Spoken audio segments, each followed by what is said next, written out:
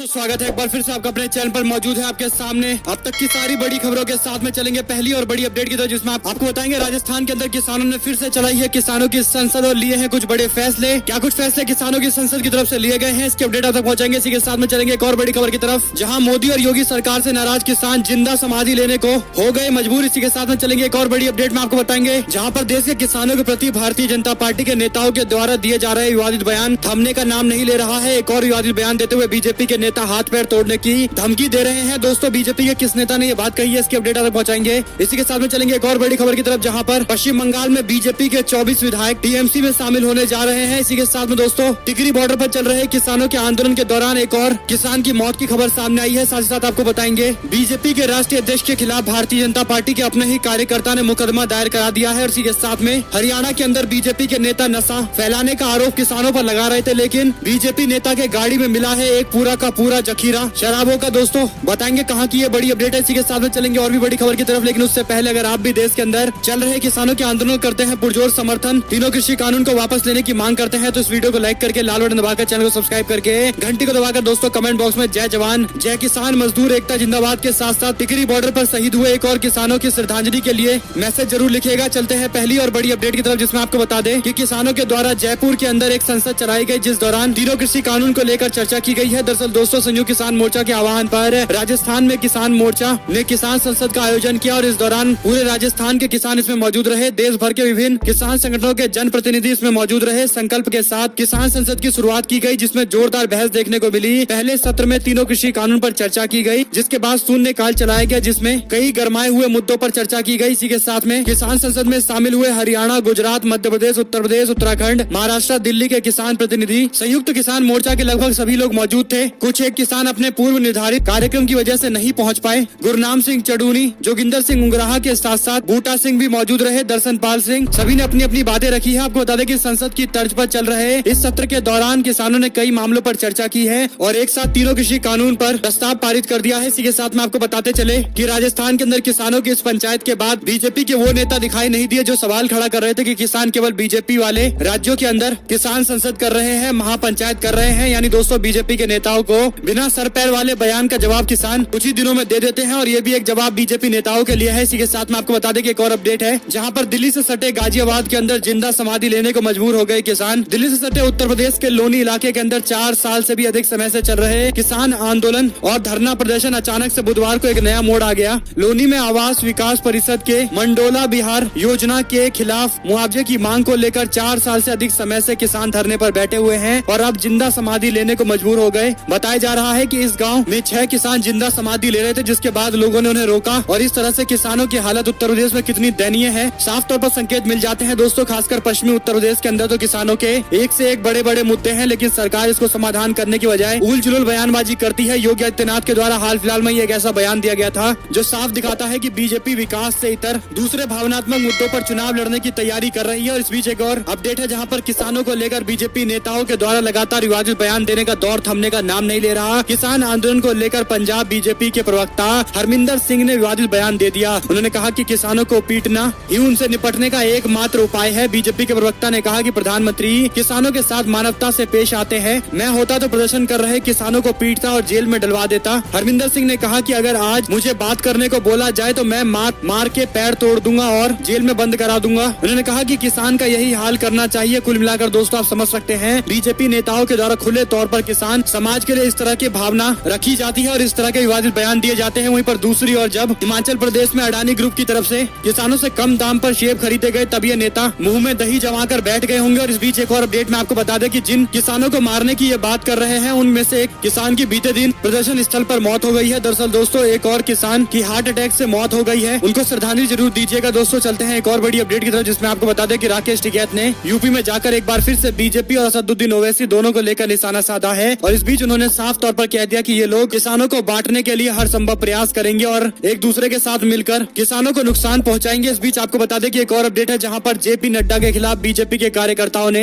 FIR दर्ज कर दी। बिहार के मुजफ्फरपुर से ये बड़ी अपडेट है, जहां पर बीजेपी के राष्ट्रीय अध्यक्ष पर तिरंगे के अपमान का आरोप लगाया है। दरअसल दोस्तों, मुजफ्फरपुर से बीजेपी के राष्ट्रीय अध्यक्ष जेपी नड्डा के खिलाफ मामला दर्ज कराया गया है। आचार्य चंद ने जेपी नड्डा पर तिरंगे का अपमान कराते हुए धारा 153B के तहत मुजफ्फरपुर के मुख्य न्यायाधीश के सामने केस केस दर्ज कराया है। उन्होंने आरोप लगाया है कि पूर्व मुख्यमंत्री कल्याण सिंह की मृत्यु के बाद शव को तिरंगे से लपेट कर रखा गया था, लेकिन इसके बाद बीजेपी का झंडा उसके ऊपर डाला गया, जिससे राष्ट्र ध्वज का अपमान है। जैसा कि आप लोगों ने देखा भी था, खुले तौर पर अपमान करते दिखाई दे रहे थे। अब देखते हैं कि कोई कार्रवाई होती है या नहीं होती है। आपको बता दें कि कार्यवाही की मांग करने वाला कोई और नहीं बल्कि बीजेपी का अपना ही नेता है। इस बीच एक और अपडेट है, जिसमें भिवानी के अंदर किसानों पर पंजाब के सीएम कैप्टन अमरिंदर सिंह के बयान पर बीजेपी के नेताओं ने विरोध जाहिर करते हुए कहा कि कैप्टन अमरिंदर सिंह हरियाणा और देश भर के अंदर अराजकता फैलाने की कोशिश कर रहे हैं। और इसका विरोध करते हुए उन्होंने प्रदर्शन करते हुए किसान जत्थेबंदियों पर आरोप लगाया कि वो राज्य में नशा फैला रहे हैं। ये पहली बार नहीं है, इससे पहले भी बीजेपी नेताओं ने कई तरह के गंभीर आरोप लगाए हैं। हालांकि बीजेपी नेताओं की किस्मत इतनी खराब है कि जिस दिन भाजपा के नेताओं ने ये आरोप लगाया, उसी दिन बीजेपी नेता के सांसद निधि वाले पैसे से मंगाए गए एम्बुलेंस के अंदर 280 लीटर शराब बरामद किया गया है। आपको बता दें कि ये बड़ी अपडेट है बिहार से, जहां पर बिहार सरकार ने तथाकथित तौर पर शराब पर बैन लगा रखा है। लेकिन जिस तरह से बिहार में बड़ी मात्रा में शराब मिलते हैं, उसके बाद से बिहार सरकार और बीजेपी के नेताओं पर कई सारे सवाल खड़ा होता है। भारतीय जनता पार्टी के वर्तमान के सांसद राजीव प्रताप रूडी एक बार फिर से विवादों में आ गए हैं। उनके सांसद निधि से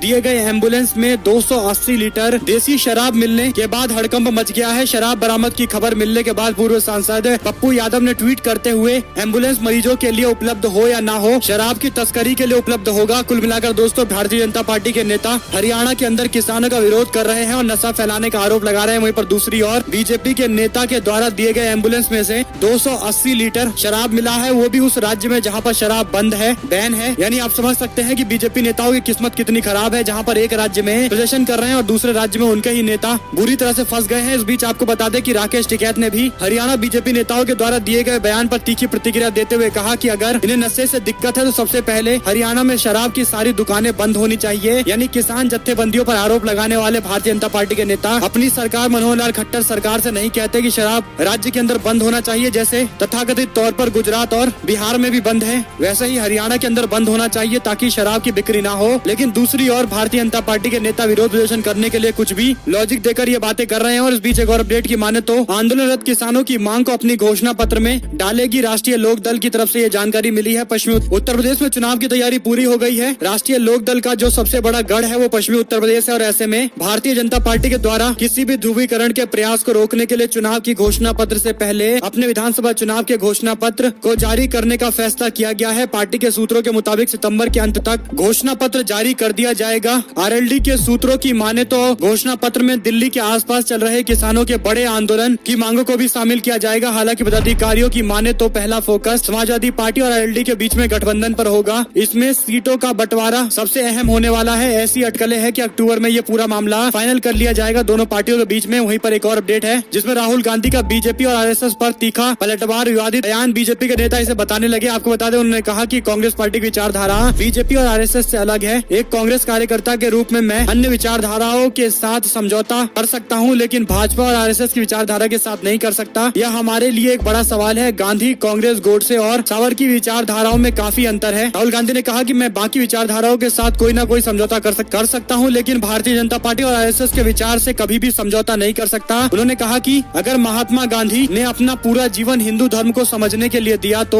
गोडसे ने उन्हें गोली क्यों मारी? आप लोगों को इस बारे में सोचना होगा। उन्होंने बीजेपी और आरएसएस के लोगों को हिंदू विरोधी पार्टी बता दिया। पिछले 100 से 200 साल पहले महात्मा गांधी वह व्यक्ति थे जिन्होंने हिंदू धर्म को समझा और उसका पालन किया। हम उसको अपना प्रेरणा मानते हैं, लेकिन बीजेपी और आरएसएस का लगातार विरोध जारी रहेगा, क्योंकि भारतीय जनता पार्टी और आरएसएस से जुड़े हुई सारी विचारधारा देश को बांटने में लगी पड़ी है। और एक और अपडेट की माने तो उत्तर प्रदेश के अंदर क्या आम आदमी पार्टी कई दलों का समीकरण बिगाड़ सकती है? लोगों से यह सवाल पूछा गया तो तकरीबन 2,53,000 लोगों ने इस पर अपना मतदान दिया है और 53% लोगों ने माना है कि हाँ ऐसा हो सकता है। आम आदमी पार्टी के चुनाव लड़ने से राज्य के अंदर कोई न कोई समीकरण जरूर इधर उधर आते जाते दिखाई देंगे। और एक और अपडेट की माने तो प्रियंका गांधी को मुख्यमंत्री का चेहरा बनाकर उत्तर प्रदेश विधानसभा चुनाव लड़ेगी कांग्रेस पार्टी। सलमान खुर्शीद की तरफ से यह बयान आया है। चुनावी रणनीतिकार प्रशांत किशोर ने कांग्रेस पार्टी की उत्तर प्रदेश की प्रभारी प्रियंका गांधी को सलाह दी है कि राज्य के अंदर कांग्रेस की मजबूती के लिए उन्होंने जिस तरह से मेहनत की है उसको परिणाम में बदलने के वास्ते उन्हें विधानसभा चुनाव लड़ना चाहिए। कांग्रेस सूत्रों ने बताया कि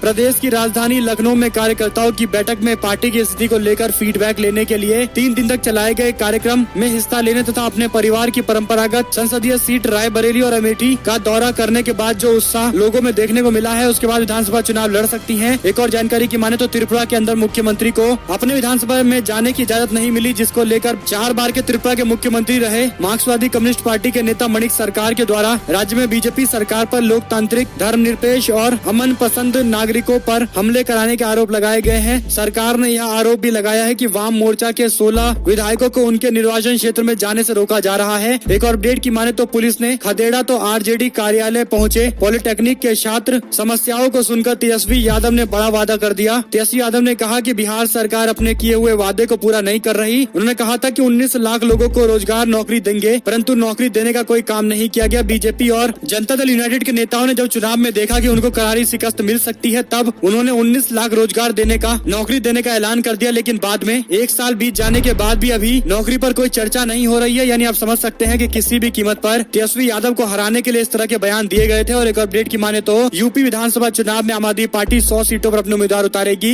वहीं पर पंजाब के मुख्यमंत्री कैप्टन अमरिंदर सिंह ने हरसिमरत कौर पर पलटवार करते हुए कृषि कानून को थोपने में शामिल होने का आरोप लगाया है। कैप्टन अमरिंदर सिंह के द्वारा दिए गए बयान पर किसानों ने अपनी नाराजगी जाहिर की थी, जिसके बाद कैप्टन को अब ये बात एक बार फिर से समझ में आई है और उन्होंने बयान देते हुए कहा है कि हरसिमरत कौर जो किसानों की हितैषी बनने की कोशिश कर रही है, उन्होंने सबसे पहले इस कानून का सपोर्ट कर दिया था। और एक और अपडेट की माने तो एयर इंडिया खरीदने की दिशा में बढ़ रहा है टाटा सन्स। कई दूसरी कंपनियां भी इसमें बोली लगाने के लिए पूरी तरह से तैयार है। केंद्र सरकार ने एयर इंडिया के बेचने की दिशा में एक कदम उठाया है। सरकार ने कहा कि एयर इंडिया में विनिवेश के लिए टाटा सन्स समेत कई समूह के लोगों ने इसमें बोली लगाई है और जल्दी ही अंतिम फैसला लिया जाएगा। Department of public asset management की तरफ से ट्वीट करते हुए ये जानकारी दी गई है। इसी बीच ममता बनर्जी के खिलाफ चुनाव लड़ने के लिए उम्मीदवार प्रियंका टिब्रेवाल को नोटिस जारी कर दिया गया है। दरअसल दोस्तों, पश्चिम बंगाल के भवानीपुर निर्वाचन क्षेत्र से रिटर्निंग ऑफिसर ने नामांकन दाखिल करने के दौरान कोरोना प्रोटोकॉल का उल्लंघन करने पर बीजेपी के उम्मीदवार प्रियंका टिब्रेवाल को नोटिस भेजा है। इस बीच आपको बता दें कि एक और अपडेट है, जहां पर तृणमूल कांग्रेस में 24 बीजेपी के विधायक शामिल हो सकते हैं। यानी पश्चिम बंगाल में बीजेपी के लिए तगड़ा झटका है। मुकुल रॉय ने दावा किया है कि आने वाले वक्त में बीजेपी के कई विधायक टीएमसी के साथ ज्वाइन करने वाले हैं। उन्होंने कहा कि ममता बनर्जी के साथ काम करने की उन्होंने इच्छा जाहिर की है। और मुकुल रॉय जैसे नेता जब कोई बयान देते हैं तो उसका काफी ज्यादा मतलब होता है और ऐसे में जल्द ही ये देखने को मिल सकता है, क्योंकि इससे पहले 5 ऐसे नेता हैं जिन्होंने अपनी विधायकी छोड़ते हुए भी ममता बनर्जी के साथ आ गए हैं। और एक और अपडेट की माने तो यूपी विधानसभा चुनाव में उतरेंगी प्रियंका गांधी। इसको लेकर कांग्रेस पार्टी ने अपनी तैयारी को और सख्ती के साथ आगे लाने का फैसला लिया है। वहीं पर कांग्रेस पार्टी ने बनाई स्पेशल 26 की टीम। योगी सरकार पर हमला बोलने की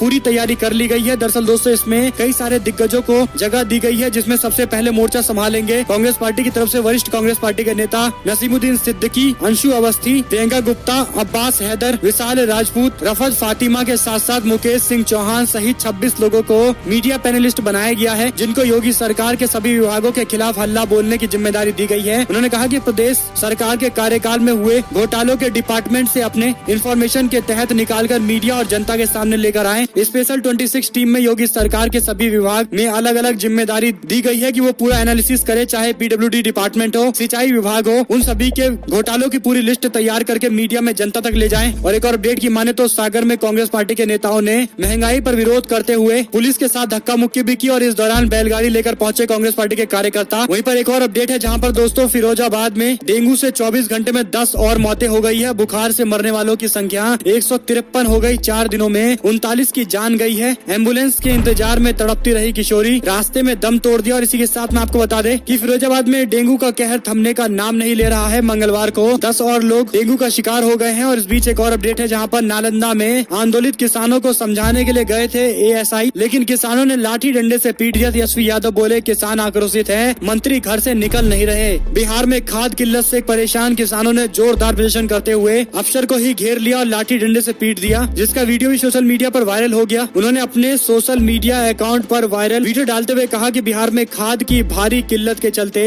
किसान आक्रोशित हैं। वीडियो डबल इंजन सरकार के ट्रबलकारी मुख्यमंत्री के गृह जिला नालंदा की है। उन्होंने बीजेपी जेडीयू सरकार से किसान, नौजवान, व्यापारी, कर्मचारी, बेरोजगार, छात्र तथा गरीब सभी त्रस्त हैं। जनता में इतना आक्रोश है कि मंत्री जी अपने घर से बाहर नहीं निकल पा रहे। एक और अपडेट की माने तो सोनू सूद जो अपने कामों को लेकर काफी ज्यादा प्रसिद्ध दिखाई देते हैं, उन्होंने पैंडेमिक के दौरान कई लोगों की मदद की थी और यहाँ तक कि गरीब लोगों की मदद करने में उनका इतना नाम सामने आया था, जिसके बाद काफी तारीफ भी की गई थी। लेकिन मोदी सरकार के शासन काल में जो लोग सरकार की पोल खोलते हैं, उनके खिलाफ कोई न कोई कार्रवाई हो ही जाती है। और ऐसा ही कुछ देखने को मिला, जहाँ पर सोनू सूद के दफ्तर पर आईटी का छापा पड़ा। 130 करोड़ के संपत्ति के मालिक है, जिसको लेकर जांच करने के लिए पहुंच गई आईटी डिपार्टमेंट। हाल फिलहाल के अंदर उन्होंने अरविंद केजरीवाल से मुलाकात की थी और केजरीवाल ने उनको कई जिम्मेदारी गिरफ्तारी भी दी थी और ऐसे में भारतीय जनता पार्टी सरकार की तरफ से की गई इस कार्रवाई को आप लोग कैसे देखते हैं? कमेंट बॉक्स में अपनी राय लिखकर बताइए। क्या विद्वेष की भावना से किया गया एक कार्य है या फिर डेली रूटीन का काम है? आप लोग को जो कुछ भी लगता हो अपनी राय और मशवरा कमेंट बॉक्स में लिखकर जरूर बताइएगा। एक और अपडेट की माने तो टाइम्स मैगजीन की लिस्ट में दुनिया के 100 प्रभावशाली लोगों की लिस्ट में नरेंद्र मोदी के साथ साथ ममता बनर्जी और कई लोगों का नाम शामिल किया गया है। दरअसल दोस्तों, बंगाल के मुख्यमंत्री ममता बनर्जी का नाम इसमें शामिल किया गया है और ये बड़ी बात है क्योंकि जिस तरह से बीजेपी को उन्होंने पश्चिम बंगाल के अंदर शिकस्त दी थी और भारतीय जनता पार्टी दहाई का आंकड़ा पार नहीं कर पाई थी, उसके बाद से अब उनका नाम काफी ज्यादा पॉपुलर हो गया है। यहाँ तक कि दुनिया भर के बड़े अखबारों मैगजीनों में भी उनका नाम चल रहा है और यही बड़ा कारण है कि योगी आदित्यनाथ अपना विकास तो दिखा नहीं पाते और ममता बनर्जी का विकास उठाकर उत्तर प्रदेश का विकास बताकर जनता में प्रचार कर रहे थे। वहीं पर किसानों को साधने के लिए अब योगी सरकार 18 सितंबर को आयोजित करने वाली है किसान सम्मेलन। यानी उत्तर प्रदेश के अंदर अब्बा जान वाले बयान से इतर बीजेपी नेताओं को जमीनी हकीकत दिखाई देने लगी है और इसीलिए अब किसानों का सम्मेलन करने की तैयारी की जा रही है। हालांकि सबसे पहले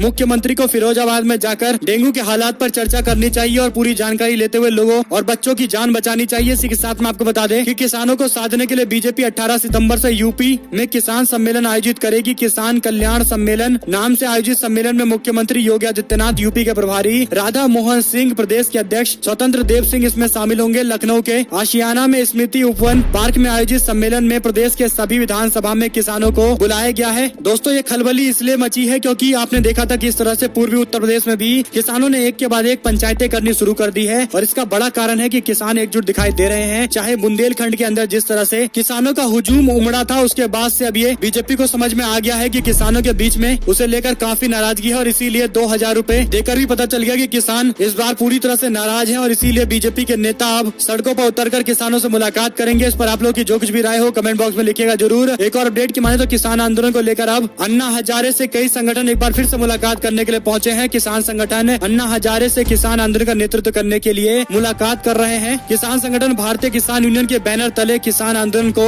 अमली जमा पहनाने की बात करने के लिए अन्ना हजारे के सामने पहुंचे हैं। इसी बाबत आ रही बड़ी जानकारी की माने तो किसान आंदोलन से जुड़े हुए निर्मल सिद्धू ने इस पूरे मामले को लेकर अन्ना हजारे से मुलाकात की है। हालांकि उनकी तरफ से कोई सकारात्मक संदेश तो नहीं दिया गया, लेकिन एक बात तय है कि अन्ना हजारे को अगर अपनी छवि सुधारनी है और बीजेपी के एजेंट के तौर पर काम नहीं करते, इस तरह की बातों पर रोक लगानी है, तो सबसे पहले किसानों के आंदोलन में आकर केंद्र सरकार के खिलाफ बड़ा मोर्चा खोलना पड़ेगा। और ऐसे में दोस्तों, क्या अन्ना हजारे का आना किसान आंदोलन के लिए ठीक रहेगा या नहीं रहेगा? आप लोग की जो कुछ भी राय हो कमेंट बॉक्स में अपनी राय जरूर लिखिएगा। इसी के साथ में आपको बताते चले, असदुद्दीन ओवैसी की पार्टी AIMIM की तरफ से राकेश टिकैत के द्वारा दिए गए बयान पर प्रतिक्रिया देते हुए उनसे सवाल पूछते हुए कहा कि 2013 के मुजफ्फरनगर दंगों के बीच में आप कहां थे, जिसके बाद यूपी की सियासत में बयानबाजी का दौर शुरू हो चुका है। आपको बता दें कि असदुद्दीन ओवैसी को लेकर जो टिकैत ने बयान दिया था उस पर बीजेपी के नेताओं को भी बुरा लगा और असदुद्दीन ओवैसी की पार्टी AIMIM को भी बुरा लगा। अगर आपको दोस्तों एक भी खबर अच्छी लगी हो तो इस वीडियो को लाइक करिएगा, लाल बटन दबाइए, चैनल को सब्सक्राइब करके घंटी दबाकर हमारे साथ लगातार बने रहिए। जुड़े रहने के लिए सभी दोस्तों का बहुत बहुत धन्यवाद। आप लोग देख रहे थे आपका अपना चैनल जय हिंद, जय भारत, वंदे मातरम।